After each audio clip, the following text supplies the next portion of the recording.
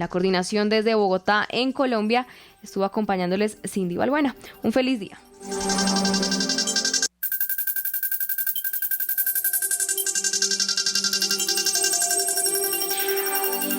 Informativo Solar. RCR 750 AM, porque lo bueno une. El siguiente programa de opinión contiene elementos de lenguaje, salud, sexo y violencia que pueden ser escuchados por niños, niñas y adolescentes sin supervisión de sus madres, padres, representantes o responsables. En este espacio se habla de la propiedad privada, del Estado de Derecho, de la economía de libre mercado. Se habla de principios y funciones de la libertad en todos los ámbitos de la vida nacional. Aquí se habla libertad. RCR presenta Aquí se habla libertad con Víctor Maldonado. Hoy lunes 4 de noviembre del año 2019, bienvenidos todos a Aquí se habla libertad. Ustedes saben que con total libertad pueden conectarse con nosotros a través de @RCR750, en Twitter también @VJMC, que es mi Twitter personal. Alexander también tiene Twitter, ¿qué? Campos Alexán. Campos Alexán, Sí, como señor. si fuese Alexander, pero cortado. Exacto. Y aquí está con nosotros la profesora Mirla Pérez, @ Mirla Margarita. y después lo presentaremos, pero también está con nosotros Jesús Flores, ¿qué? Gealflo. Gealflo. O sea, por tratar de comunicarse con nosotros no hay problema. También puede ser por Periscope, @RCR750, por @RCR.tv en internet, por TuneIn, ustedes ya saben. Buscan en la estación RCR750, se conectan sin gastar demasiados megas, y también por el canal de YouTube, que es el canal que yo acostumbro a ver y estar conectado, pero hoy tengo algún problemita en cabina, no voy a poderles hacer demasiado seguimiento, pero Pero Víctor, comisionado Alexander. Saludamos a Peter Palczynski, que ya nos sigue, a Nelson Salazar, a Yoyo Juárez, la gente que todos los lunes está con nosotros acompañándonos en este chat. Ok, y bueno, gracias todo esto a la Dirección General de la Estación, Jaime Nestares, Gerencia de Producción Wilipsa Arcaya, en la producción Catherine Manzano, que se paró tempranito hoy, se vino rapidito para estar aquí controlándolo todo, a César Arteaga en los controles, que están perfectamente controlados, salvo el mouse aquí de mi computadora. Y bueno, hoy estoy muy bien rodeado por todo el Instituto de Investigaciones Populares. Está conmigo Alexander Campos, está conmigo Mirla Pérez, está conmigo Jesús Flores, porque ellos acaban de terminar una investigación sobre el sentido de la política en Venezuela. Pero antes es mejor que oigamos a Andrea Rondón con el libro de la semana. Andrea, ¿cómo estás? Hola, buenos días. ¿Cómo estás, Víctor? ¿Cómo están a todos por allá? Muy bien, con el muro que está a punto de caerse. Hola, Andrea. Buenos días. ¿Cómo estás, Alexander? ¿Cómo están todos? Bueno, bien. Deseoso de escucharte. Sí, bueno, como dice Víctor, a punto de caer el muro.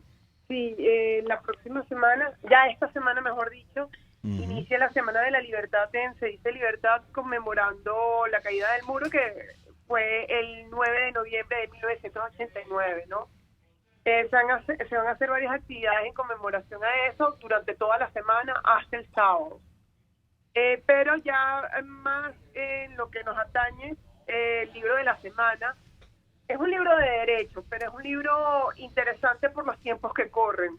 El título del libro, Los derechos fundamentales y el orden jurídico e institucional de Cuba, por Ricardo Manuel Rojas. Este es un libro escrito en el año 2005, con la Constitución vigente de Cuba. Sabemos que en abril de este año hubo un referéndum, se sometió a referéndum una nueva Constitución que supuso una modificación casi del 60% de lo que existía anteriormente. Sin embargo, la ideología que está detrás de esta Constitución nueva, pues, se mantiene. E igual conviene también recordar este libro, o traer a colación este libro, porque es una Constitución que estuvo la mayor parte de los últimos años vigente, y es la que afianzó el régimen totalitario que existe en Cuba. Esta constitución, o en este libro importante, se destaca cómo poco a poco fueron destruyéndose las instituciones de Cuba en su momento, y en esa destrucción, pues lamentablemente se usaron como herramientas la constitución y el ordenamiento jurídico. Claro, constitución como título, pero sabemos que una constitución en términos modernos es un instrumento que limita el poder del Estado y reconoce derechos y libertades. Esta constitución, que es comentada en este libro de Ricardo Manuel Rojas, más bien establecía la supremacía del Estado en la Constitución, cosa que no ha cambiado tampoco en la nueva, un uso del derecho penal como una herramienta de control social por la amplitud de los tipos penales y una amplia concentración de los órganos del Estado. En los discursos de Fidel, que además invito, también recomiendo el libro porque contextualiza muy bien lo que se quiso hacer con la Constitución y con las leyes a través de los discursos de Fidel Castro. Fidel decía, aquí no existe el principio de división de poderes, sino división de funciones, porque el poder se concentra en una asamblea popular que representa la voluntad del pueblo. Eso todo sigue presente en la Constitución Nueva. En la Constitución Nueva, la ideología que está detrás, cuando dice abiertamente que sigue siendo un sistema de economía socialista y que los medios de producción fundamentales están en manos de todo el pueblo, pues la ideología sigue presente. La ideología que ha llevado a una de las dictaduras más largas de la región, a permanecer todavía en pleno siglo XXI, sigue vigente. Digamos que esta Constitución del siglo XXI, del 2019, tuvo reformas cosméticas ante la necesidad de modernizarse y actualizar sus formas de totalitarismo.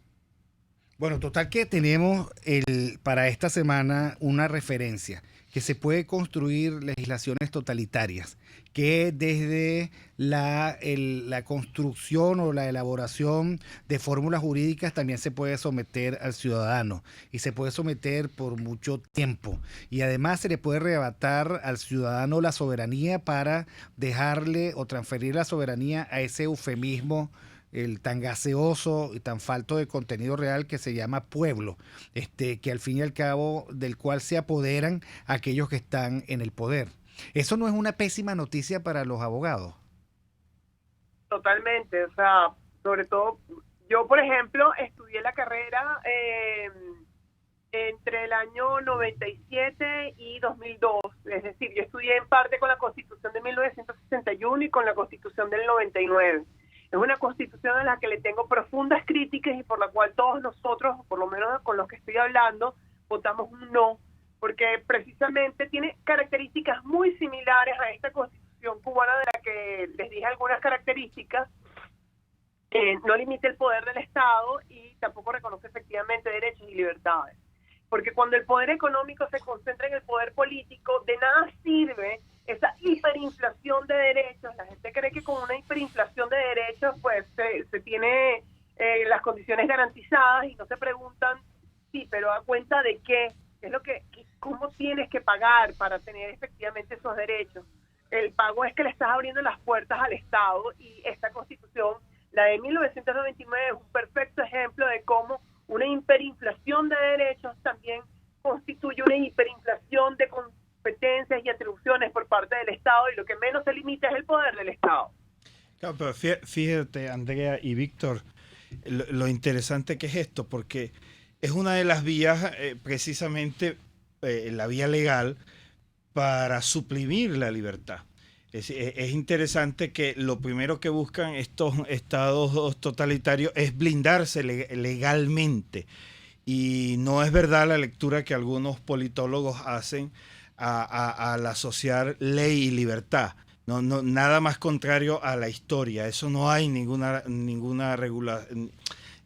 identidad directa, pues.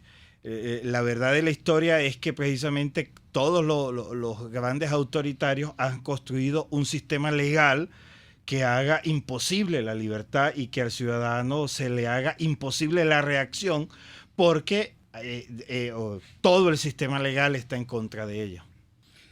Es así, el Alexander, no hay que olvidar que Fidel Castro era abogado y había sido educado en uno de los mejores colegios jesuitas de la isla. Claro. Lo que quiero decir es que él tenía esa capacidad para manipular y tergiversar la ley a favor. Pero miren, les voy a contar esta anécdota. El Osvaldo Payá Sardinas, que era el director o el presidente del Movimiento Cristiano de Liberación Cubana, su gran proyecto se llamaba el Proyecto Varela. Claro. Y el contenido de ese proyecto era simplemente exigirle al gobierno de Fidel Castro que interpretara bien la Constitución y les permitiera a ellos participación política. Porque claro, tú puedes hacer la Constitución más totalitaria, pero siempre le das un barniz como que de apertura de eso de la democracia popular. Bueno, la respuesta de la Constitución cubana era caerles a palos, ¿ok? Y actuar contra ellos abusivamente. El poder abusivo de la dirigencia cubana, bueno, ya nosotros no tenemos que describirlo porque en parte la vivimos, ¿no? Fíjate, Víctor, es que lo interesante para nosotros es que desde hace mucho tiempo hemos querido hacer oposición desde el sistema jurídico. Y quién sabe si es que ese ha sido el punto de partida que nos ha inhabilitado, o uno de los distintos puntos de partida que nos ha inhabilitado, pensar que podemos nosotros, desde la ley, hacerle oposición a quien ha construido la ley para sostenerse. Bueno, y esa es otra pésima noticia para los abogados, Andrea, porque a veces la interpretación jurídica es tratar de mantenerse, hacer de la lucha política una lucha jurídica, pues nos ha metido a nosotros en más de un problema. ¿Qué opinas tú al respecto, que eres abogada y buena? Ha sido muy difícil, evidentemente, porque en realidad uno tampoco es que está haciendo derecho. Uno a veces yo todavía sigo en el ejercicio privado dentro de lo que queda. Lo que queda es defendernos de los instrumentos que se usan en contra, y no solamente eso, no solamente defendernos de eso, sino también tratar de evidenciar frente a los discursos que defienden la Constitución y las leyes, que todavía hay que invocar la Constitución, hay que invocar las leyes para defendernos, hay que hacer uso, por ejemplo, de los consejos comunales o cualquier otra forma durante el régimen. No solamente nos tenemos que defender contra todo esto que hablé al principio, sino también contra aquel discurso permisivo que piensa que utilizando estas herramientas todavía puedes defenderte o convivir con la dictadura. Entonces, los abogados tenemos un doble reto. Primero, denunciar en lo que han transformado nuestro ordenamiento jurídico y lo que es verdaderamente la Constitución. Y en segundo lugar, denunciar esos discursos que consideran que todavía hay elementos que se puedan rescatar de ese ordenamiento jurídico y de esa Constitución. Cuando, si la ideología es profundamente totalitaria, no hay ningún elemento que rescatar, y al contrario, hay que expresar todos y cada una de esas herramientas. Bueno, por cierto que creo que hoy el presidente continúa en Cuba, o si ya llegó, pero digamos que en el canal del régimen están pasando una y otra vez la presencia de Nicolás Maduro y su esposa en Cuba. En algo andan por allá. Bueno, muchísimas gracias, Andrea Rondón. Gracias, Andrea. El libro se llama Los derechos fundamentales y el orden jurídico e institucional de Cuba, por Ricardo Manuel Rojas, que todavía, a pesar de los últimos cambios que ha habido en la Constitución cubana, pues es de absolutamente vigencia esa investigación. Bueno, está allí para aquel que quiera buscar causas raíz a nuestros problemas. Especialmente ahora que todo el sur parece querer estar haciendo nuevas constituciones. Así es. Qué triste, qué triste, qué triste. Bueno, Andrea, nos vemos. Chao, Andrea. Gracias. Bueno, feliz semana. Y nosotros vamos al corte. Aquí se debaten temas de interés nacional e internacional. Aquí se habla libertad con Víctor Maldonado. Solo por rcr.tv, la radio que se ve. Sintonícenos a través de Periscope, @RCR750, la radio que se ve. Cuando hablamos de Honda, hablamos de Distasi Motors, el concesionario Honda que pica adelante en precios, condiciones y servicio. todo el personal de Distaci Motors, tanto técnico como de atención, está actualizado, capacitado y certificado permanentemente para atender correctamente tu vehículo. www.distaci-honda.com.ve. Distaci Motors, tu concesionario Honda en Los Palos Grandes. Ideas para alcanzar un país con libertad económica, democracia política y seguridad jurídica. Aquí se habla libertad con Víctor Maldonado. Solo por rcr.tv, la radio que se ve.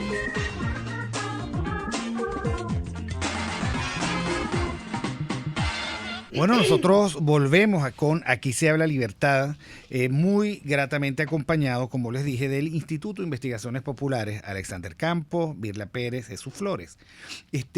Yo les pedí precisamente esta oportunidad porque la última vez que estuvo aquí con nosotros la doctora Mirla Pérez, ella me había comentado que estaban a punto de terminar y de presentar los resultados de una investigación muy interesante. Es salir a preguntarle a la gente, al ciudadano, qué sentido tenía para ellos la democracia y desde allí derivar qué sentido tenía para ellos, para el ciudadano de a pie y también para las élites, tanto la democracia como la política. Eso es demasiado importante porque porque no se puede suponer y porque hay un conjunto de presupuestos de los liderazgos que a veces son desafortunados. A veces los líderes piensan, la política es que me sigan, y a lo mejor digamos que ya no estamos en esos tiempos. Sin embargo, claro, el gran fantasma en Venezuela es el caudillo y sus montoneras. Pero bueno, no adelantemos opinión, sobre todo en mi caso que no tengo, digamos, mayor información, y sí me gustaría comenzar por la doctora Mirla Pérez. ¿Cuáles fueron los hallazgos que tuvieron con esta investigación? O quizás Bueno, más bien buenos días. la historia de cómo se hizo. Sí, por allí va a comenzar, por la parte metodológica. Bueno, muy buenos días. Miren, antes de entrar en los hallazgos, digamos, la pregunta inicial fue una pregunta centrada en comprender la democracia, cómo ha estado, cómo ha sido vivida, tanto en los sectores populares como en las élites. Una pregunta de corte político nos fue llevando a una comprensión y a un develamiento de las tramas, digamos, comunitarias, las tramas sociales en la que tiene lugar tanto la democracia como la política. Y nos encontramos con esa trama precisamente porque nuestras investigaciones como Centro de Investigaciones Populares siempre están centradas en la persona. Digamos, nuestra posición epistemológica no arranca de los conceptos ni de elaboraciones externas a la realidad, sino que arranca precisamente de la palabra del historiador, como decimos, ¿no? En nuestras investigaciones, por ejemplo, el historiador no somos nosotros, no somos los investigadores. Los historiadores son aquellos que nosotros nos acercamos a esa realidad a la que nos acercamos y ellos tienen la voz que va dirigiendo tanto la investigación como todos los hallazgos. Eso, por supuesto, que en materia de metodológica y epistemológica nos coloca a nosotros como investigadores en una gran inseguridad, porque no podemos agarrarnos de conceptos fijos, sino que vamos construyendo a partir del significado que van teniendo todas estas prácticas dentro del mundo popular o dentro del mundo moderno, cualquiera que sea el caso. Entonces nuestra posición es siempre una posición abierta, una posición de sorpresa, dejarnos sorprender por lo que el otro puede decirnos, ¿no? Eso es lo primero en términos de la historia de esta investigación. Otro elemento interesante es que nosotros nos planteamos los grupos focales desde el principio para poder abordar, porque fue un trabajo bastante amplio, pero aquí se produjo un abordaje metodológico bien interesante. Partimos del grupo focal, pero también de las historias. O sea, ¿en qué se terminó convirtiendo el grupo focal en esta investigación? Se terminó convirtiendo en un momento para compartir las historias de vida. esas historias de vida de las comunidades populares, esas historias de vida que dicha en conjunto tienen una riqueza impredecible. No sabíamos hacia dónde nos podía llevar. Entonces, el grupo focal no se hizo en una sola sesión, sino que nos reunimos varias veces. Por tanto, la obtención de información, más que de información, de vivencias, fue muy rica, porque implicó el reconocimiento del otro, implicó acercarnos y seguir profundizando en las preguntas que habíamos hecho preliminarmente. Las preguntas, para la investigación terminaron desdibujándose y nos llevaron a la vida. Entonces, desde la vida de las comunidades comenzamos a ver, todo un mundo en el que se ha venido pensando y practicando la democracia y la política. Una de las primeras cosas que nos llama mucho la atención dentro de los sectores populares es que ya su estar en el mundo es su estar en política. O sea, es estar con el otro, es estar en la convivencia. Ya la convivencia es un acercamiento a lo que pudiéramos llamar la vida pública, pues. La vida de la comunidad, la vida más allá de la familia. Entonces nos fuimos metiendo en una primera consideración sobre la política, que era aquel espacio de convivencia, de acercamiento, distinto al espacio de acercamiento familiar. Por supuesto, significado desde las prácticas familiares. Como ya lo hemos dicho en otros programas, nuestra cultura es matricentrada y va generando un tejido de relaciones, comunitarias, de relaciones políticas, cualitativamente distinto al entramado, relacional que va planteándose dentro de la modernidad. Y aquí, pues, los dos grandes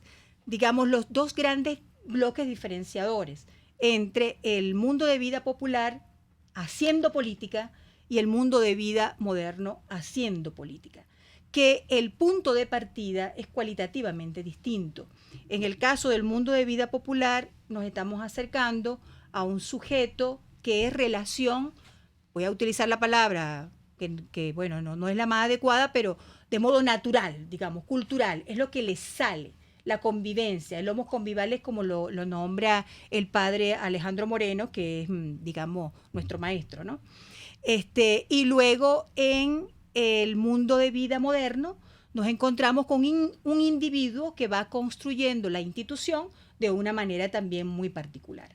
Aquí no se trata de colocar los dos mundos en antagonismo, sino colocar los dos mundos como dos estructuras vivenciales cualitativamente distintas, y en la distinción han tenido que relacionarse a lo largo de la historia. Entonces, una de las cosas a las que nos ha llevado esta investigación es develar un poco esa relación entre los dos mundos. ¿Cuáles han sido los aciertos? ¿Cuáles han sido los desaciertos? ¿Cuáles han sido esos puentes que nunca se hicieron y que se destruyeron? O sea, ahí hay muchos elementos de los que podemos agarrarnos para poder, en un momento totalitario como ver cómo colocamos la investigación en perspectiva y vamos sacando, pues, elementos culturales que nos permitan definir un camino, porque estamos ante un monstruo. Entonces, ¿cómo nos colocamos frente a él? ¿De qué cosas nos valemos, Bueno, esa es la pregunta que yo le haría a Jesús Flores para enlazarlo. Tenemos esos resultados, tenemos que encarar una realidad totalitaria desde una forma de convivir, que por otro lado siempre está amenazada por la violencia, pero es una violencia que arropa, que es transversal a todo el país. ¿Qué podrías decirnos al respecto? Bueno, esta investigación ha sido muy valiosa en un primer sentido, que cuando hablamos en la realidad, a veces ya nuestra mirada, nuestra observación está llena de una cantidad de marcos referenciales. Y esto también ocurre y ha ocurrido históricamente en nuestro país hacia lo que es el pueblo y lo que es también las zonas populares. Entonces, estos marcos incluso le endosan a las comunidades populares responsabilidades que después uno en la investigación ha descubierto que no tienen, sino que justamente le han pertenecido a la élite, justamente que se las ha endosado en un primer momento. Y una de las primeras cosas que nosotros vamos descubriendo es este sentido muy claro en la comunidad popular de organización, que a veces es negado. Como principio se les concibe como gente que vive desorganizada, como gente que no tiene valores, como gente que produce la violencia. Y justamente el primer momento de estas comunidades en Venezuela, fíjate, no surgen de actos ni de violencia ni de actos de invasión. La invasión es un fenómeno que lo que hemos visto ahí va a ocurrir después, sino estas concesiones que se va haciendo por parte de personas particulares con grandes tierras o por instituciones que les permiten a estas personas habitar porque no están tampoco son concebidos dentro de la planificación de la ciudad por los gobiernos de turno en ese momento. Y en este ocupar, que todavía es muy rural, se va dando toda una organización que inicialmente se empieza a producir dentro de las relaciones de cercanías, de amistad, de familiaridad. Y ciertamente esto le da todo un sentido político a lo que va a ser, llámese democracia o algún otro tipo de sistema dentro de las comunidades populares. Bueno, mira, me parece interesantísimo porque ustedes han colocado de relieve algo que yo había olvidado, y es la forma como estas ciudades se han ido extendiendo. Yo fui hace muchísimo tiempo trabajador social de una parroquia, de la parroquia Sucre, de Catia, y los grandes problemas o los grandes desafíos que significaba para aquellos que tenían su casa colocada en un terreno que no era de ellos, y todo lo que eso significaba para efectivamente para garantizar o para construir orden social y comunidad cuando la propiedad es tan frágil y cuando no está garantizada. Pero yo les voy a pedir que vayamos un momento al corte de las noticias y ya regresemos para seguir desarrollando estos temas. Estoy con Alexander Campos, Mirlas Pérez y Jesús Flores del Centro de Investigaciones Populares. Aquí se debaten temas de interés nacional e internacional. Aquí se habla libertad con Víctor Maldonado. Solo por RCR.tv, la radio que se ve. Puedes seguirnos en nuestras redes sociales. En Twitter, @RCR750, la radio que se ve.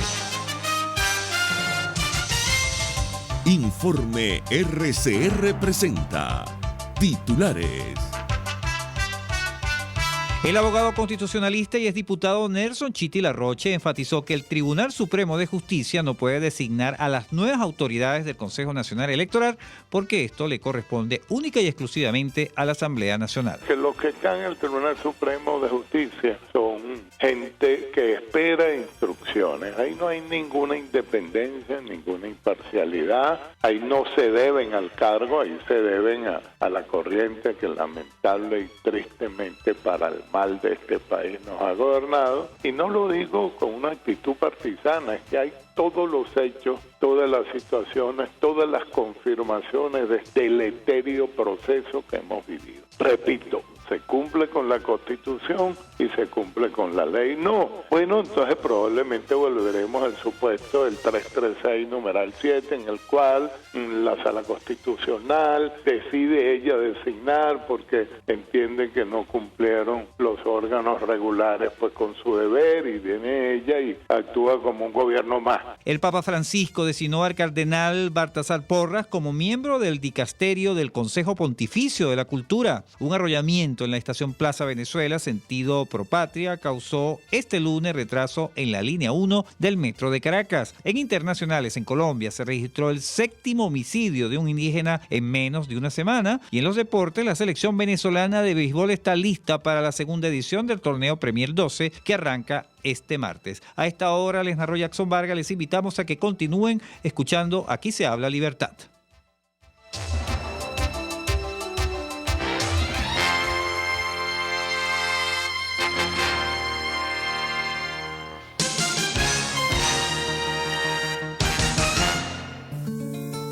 Prepárense porque Bueno Restaurant, el más concurrido y visitado por los comensales de Caracas, del interior y exterior de Venezuela, viene con un concurso nunca visto para premiar a su distinguida clientela. Acércate a Bueno Restaurant en la 6ª Avenida de Altamira entre 3ª y 5ª Transversal y disfruta de su riquísima comida e infórmate para que concurses y te ganes el gran premio de tu vida.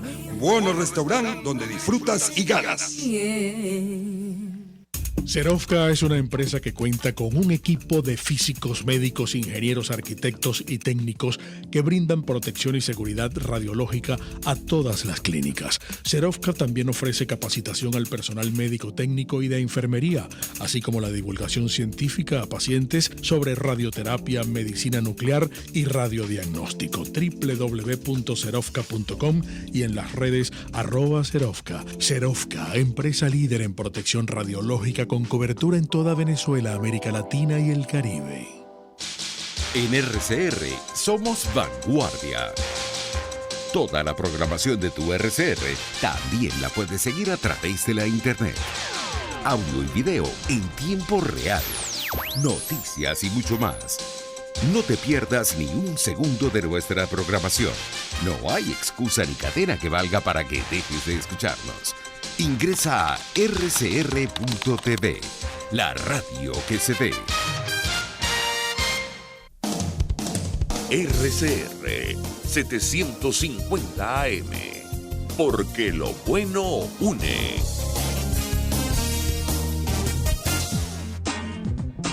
Ideas para alcanzar un país con libertad económica, democracia política y seguridad jurídica. Aquí se habla libertad con Víctor Maldonado. Solo por rcr.tv, la radio que se ve.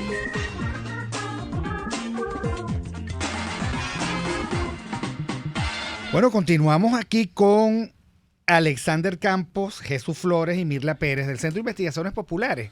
Insisto, ellos además van a estar en algunas presentaciones en Caracas y en San Antonio, ¿no? De los Altos. En Los Teques. En Los Teques. Sobre la investigación, el sentido de la democracia y la política en Venezuela. Alexander. Pues fíjate, sí, mire, lo primero es que evidentemente no estamos ante una investigación de opinión pública, ni estamos ante una investigación de una situacionalidad, y ni estamos haciendo análisis de entorno, ni estamos estudiando un momento específico de la política de la política venezolana. Entiendo que en un momento tan caldeado como estamos viviendo en este país y en un momento tan duro, una investigación de este tipo puede resultar a lo mejor lejana, a lo mejor abstracta, puede resultar casi que como, digamos, un asunto de intelectuales que se dedican a algo lejano a nuestra realidad. Y nada más lejano, pues, nada más lejano de esto. ¿Por qué? Porque, bueno, lo que quisimos nosotros hacer es poner en comunicación algo que nos parecía que estaba alejado. Es decir, pusimos en comunicación al pueblo venezolano, y con pueblo que no quiero decir al pueblo pobre, no quiero decir, sino a la mayoría de los venezolanos, con la élite política.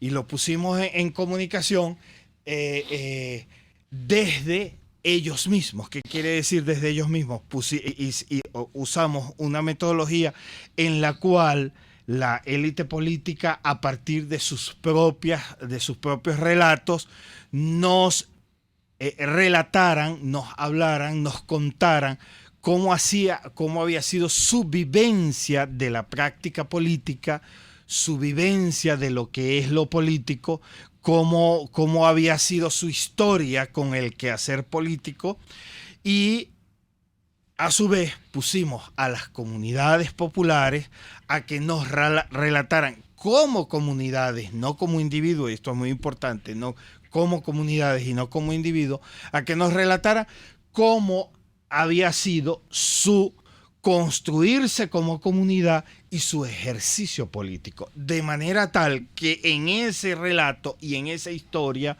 lo más espontáneamente posible que se puede, pudiésemos encontrar la vivencia de los dos sectores y encontráramos de alguna forma qué los separa, si es que algo los separa, y qué los une, si es que algo los une. Evidentemente, en ese diálogo fuimos encontrando desencuentros, fuimos encontrando un mundo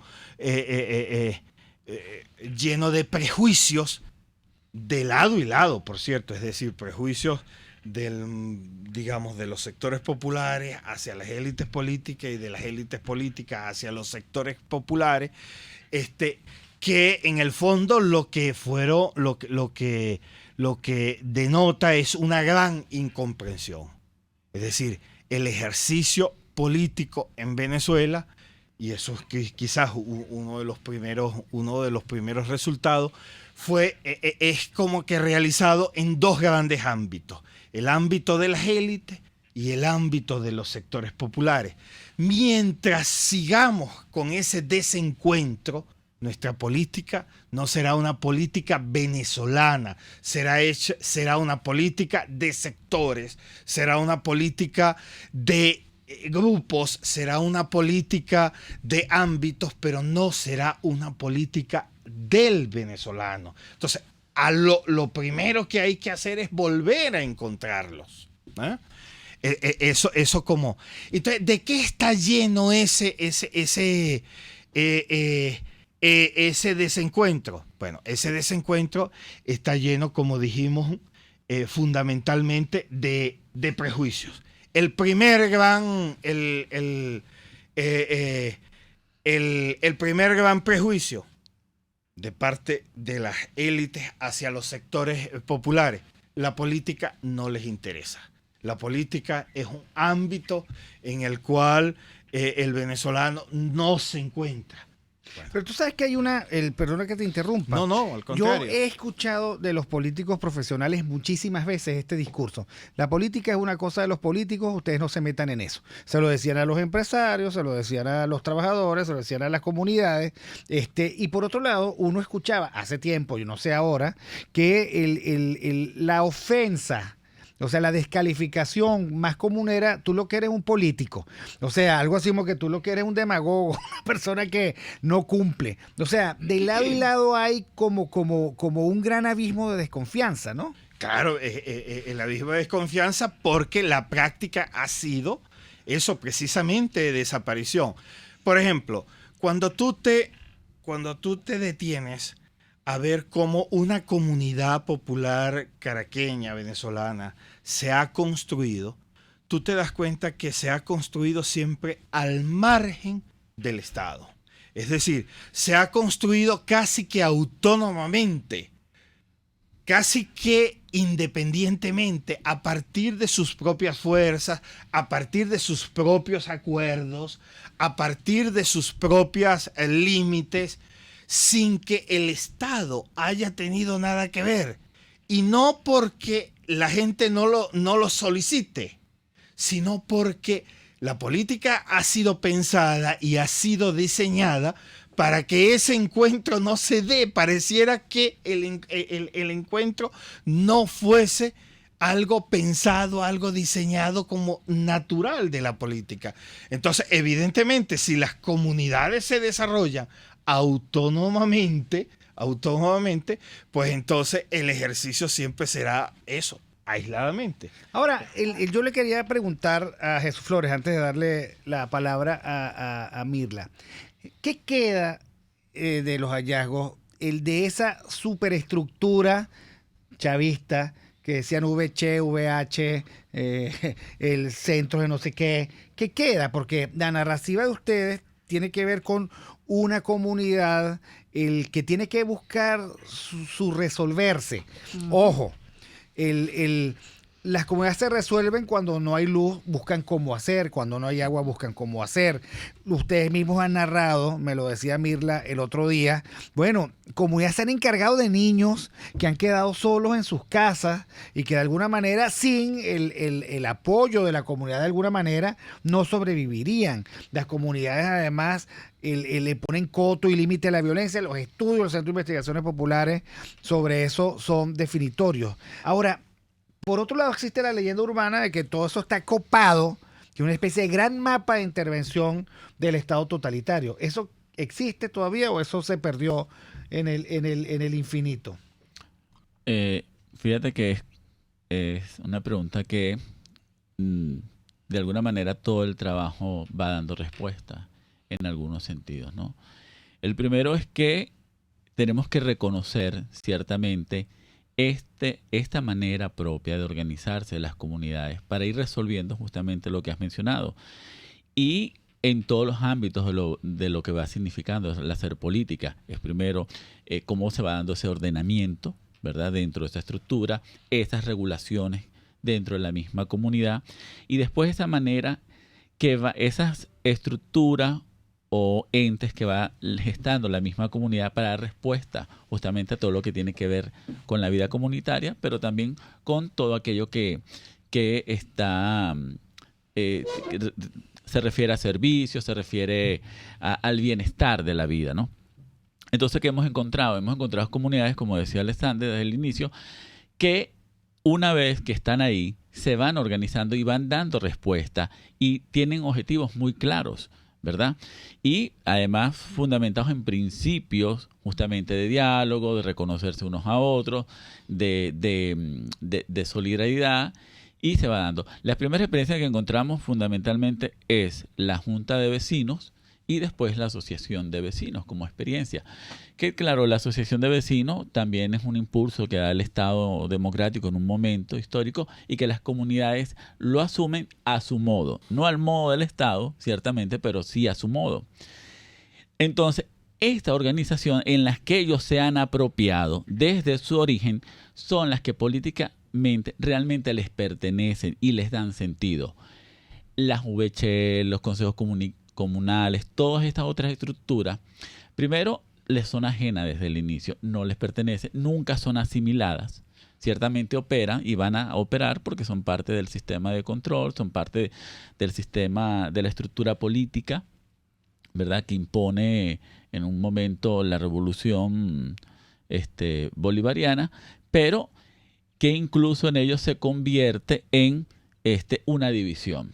O sea, y van rompiendo estas estructuras organizativas que tenían las comunidades. La comunidad en un primer momento que encontramos nosotros, que se van replegando, porque ciertamente hay una estructura de poder que hace fuerza a través de la violencia, a través de todos unos mecanismos de imposición. En un primer momento hay un repliegue, no una desaparición, pero sí un repliegue. Y donde ellos reconocen claramente qué es lo comunitario, para ellos cuál ha sido su historia, y distinguen perfectamente esta estructura como una cosa que no es ni democrático, ni político, ni integra a la comunidad ni siquiera. O sea, que no es realmente, no tiene un sentido comunitario. O sea, Mirla, que supongamos que las comunidades pudiesen construir variables alrededor de la liberación. Eso sería, digamos, volver a que la comunidad tome sus propios espacios de convivencia regidos por ellos mismos. Pues ese puede ser un camino, definitivamente. Porque el chavismo, con toda su estructura comunal, como decía Jesús, rompe con las estructuras naturales. Por ejemplo, nosotros conseguimos en la investigación una organización muy poderosa, que era la organización de la Junta de Vecinos. Juntas, no asociación. La Junta de Vecinos era autónoma. Nos presentaba ¿qué? Un sujeto comunitario, por un lado, un sujeto comunitario autónomo, un sujeto comunitario no dependiente, un sujeto comunitario que no podemos decir desde fuera que fuese paternalista, en el sentido de que no estaba esperando que el Estado le resolviera los problemas, sino que autónomamente se organizaban. Y es maravilloso, de verdad que es un relato hermosísimo cuando ellos comienzan a narrar el momento de la Junta de Vecinos. El momento de la Junta de Vecinos era un momento de la comunidad, que tenían un cuadernito, nosotros hablamos del cuadernito poderoso, porque ese cuadernito llegaban, ahí anotaban todo lo que la comunidad iba decidiendo, lo que había un gran sentido de responsabilidad y una ausencia absoluta de corrupción. O sea, la gente llevaba lo que llamamos hoy contraloría, su control de comunitario, lo llevaban ellos autónomamente, ¿ves? Y eso les daba realmente una posesión dentro del espacio comunitario y les daba una permanencia en la política.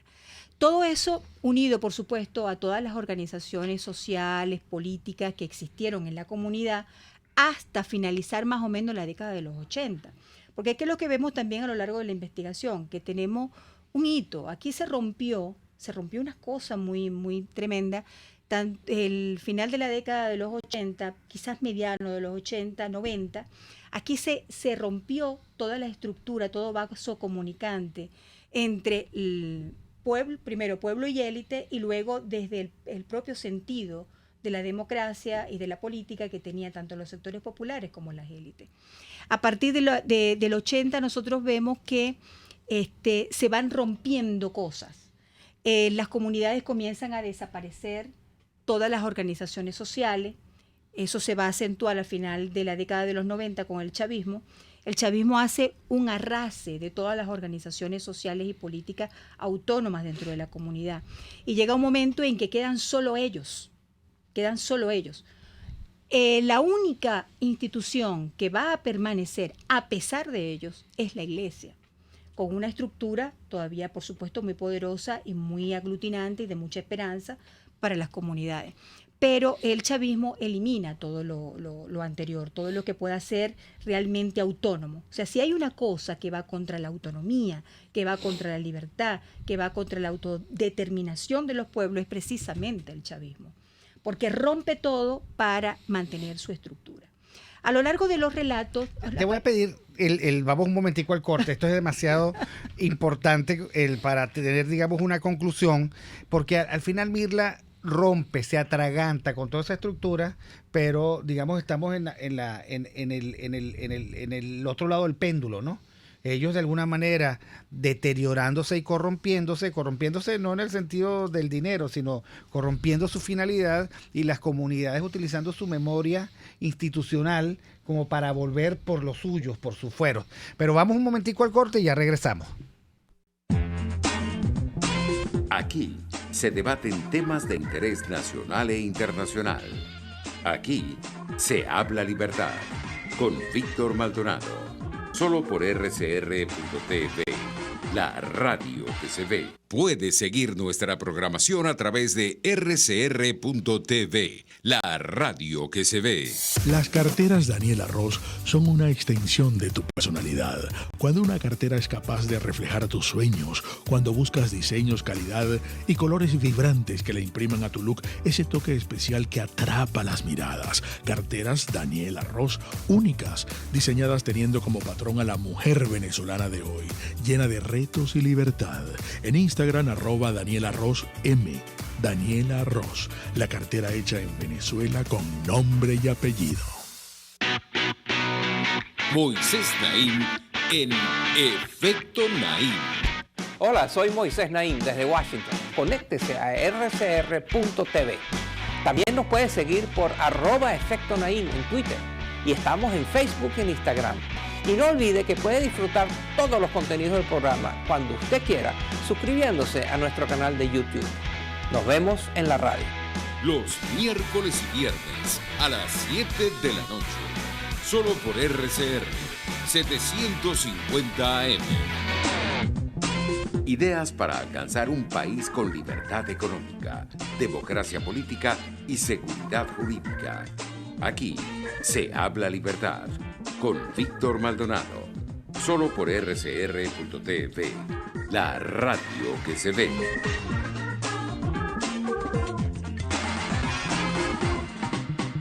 Bueno, continuamos en Aquí se habla libertad. Ya para el cierre, miren qué interesante esta investigación, el sentido de la democracia y la política en el venezolano, con especial énfasis en los sectores populares. Al final la política es un intento de convivir, ¿ok?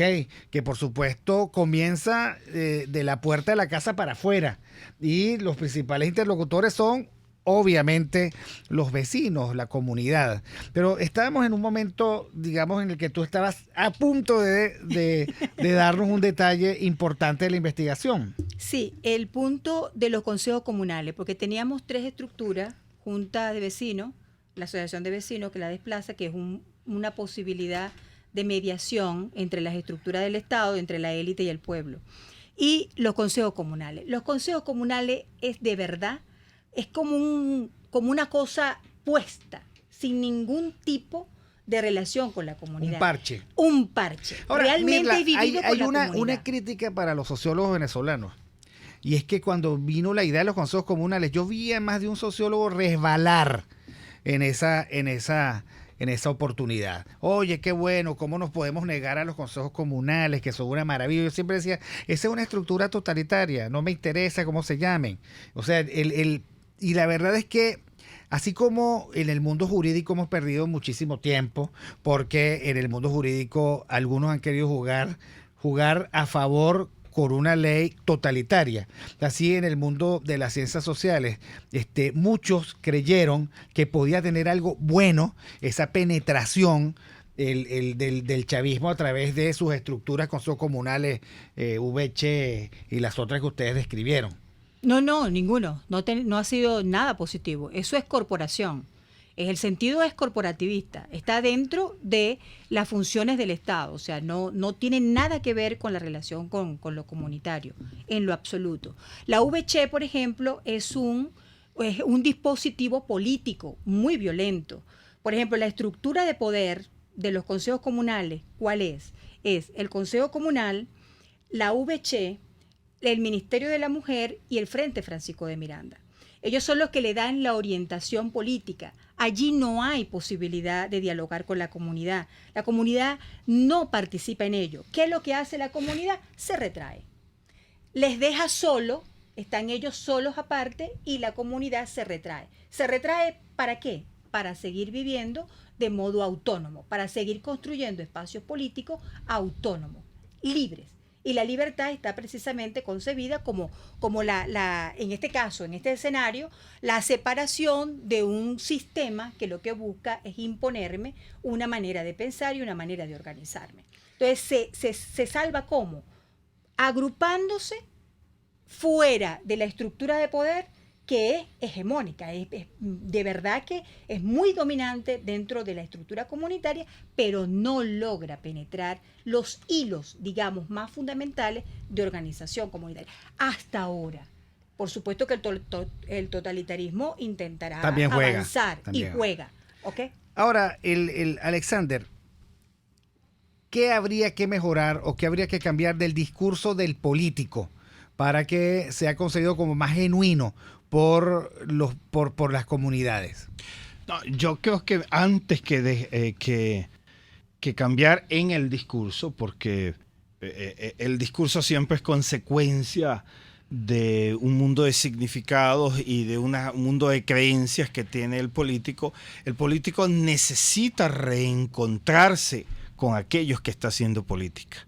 Es decir, necesita hablar desde el mundo de significados del que le habla, aunque sea para regañarlos, aunque sea para ponerse bravo, pero por lo menos que se pongan bravos desde un mismo horizonte y no desde horizontes distintos, sino que se reconozcan en un lenguaje, aunque el lenguaje sea para insultarse, aunque el lenguaje sea para increparse, aunque el lenguaje sea para pelear, pero que hablen un mismo lenguaje. Lo que encontramos nosotros es que estamos hablando en 2 lenguajes distintos en el cual ninguno de los 2 se reconoce, pero la tarea mayor, en este caso, la tiene el político, porque la tarea mayor es de aquel que quiere liderizar. Ahora, Jesús, probablemente las comunidades que han sentido tanto abandono, si se sienten tan defraudadas, tengan un conjunto de nuevas exigencias de la política y de la convivencia. ¿Cuáles serían, a tu juicio, las más importantes, las más relevantes de este momento? Fíjate, primero que lo que aparece en la investigación no es una comunidad que está pidiendo cosas que le resuelvan, ¿no? Aparecen comunidades que quieren que les favorezcan posibilidades para ellos mismos resolver, solventar y desarrollarse como comunidades, tanto físicamente como humanamente. Entonces, esto es lo primero que yo creo que es importante tomar en cuenta. O sea, porque si no, nunca vamos a salir justamente del mismo clientelismo y de la misma asistencialismo que generó los gobiernos. Y hago énfasis en gobierno y no en Estado, porque eran políticas más bien de gobierno eso. Lo segundo es que las comunidades, ¿cómo han resuelto sus cosas? Desde el mismo hacer. O sea, un problema comunitario en la conducta del otro, en el otro cómo iba actuando, iba encontrando, iba descubriendo cuál era la intención. Es decir, que la comunidad además para construirse y resolver sus cosas lo hacía sobre dos bases que eran fundamentales. Que uno era justamente el hacer concreto, no tanta palabrería y discurso, sino ver que tus acciones eran consecuentes con tus intenciones, que además generaba verdad. Sobre la verdad es muy importante dentro de las comunidades, y la transparencia. Y eso lo vemos en el ejemplo del cuadernito. Y yo creo que, bueno, ¿qué es lo que le piden las comunidades? Más que le den cosas, están pidiéndole a los políticos estos elementos, que vean verdad, que vean que sus acciones son consecuentes con lo que dicen y que haya transparencia para poder seguirlos, pues. Muy, pero muy interesante. Bueno, la verdad es que les felicito por el tino de hacer esta investigación, el sentido de la política y la democracia en Venezuela. Con nosotros estuvieron Alexander Campos, como todos los lunes. Ahora esta vez acompañado de Mirla Pérez y Jesús Flores, del Centro de Investigaciones Populares. Gracias, Víctor. De verdad interesante. Ojalá, digamos, esto percole hacia la política institucional y haya una cercanía, esa cercanía que tanto reclaman. Y bueno, gracias a Jaime Nestares en la dirección general de la estación, en la gerencia de producción a Wilipsa Arcaya, gracias a Catherine Manzano, nuestra productora, y a César Arteaga en los controles. Hoy perfectos los controles estuvieron hoy, afinaditos. Y bueno, estuvimos con ustedes muy bien, acompañados todos, Alexander Campos, Mirla Pérez, Jesús Flores y quien les habla, Víctor Maldonado. Nos vemos el miércoles y ojalá pueda tener aquí la pantalla para ver en qué andan mis amigos del canal de YouTube, que parece que andan guerreros. Bueno, veremos, veremos. Nos vemos el miércoles. RCR presentó Aquí se habla libertad con Víctor Maldonado, solo por rcr.tv, en Twitter y Periscope, @RCR750, la radio que se ve.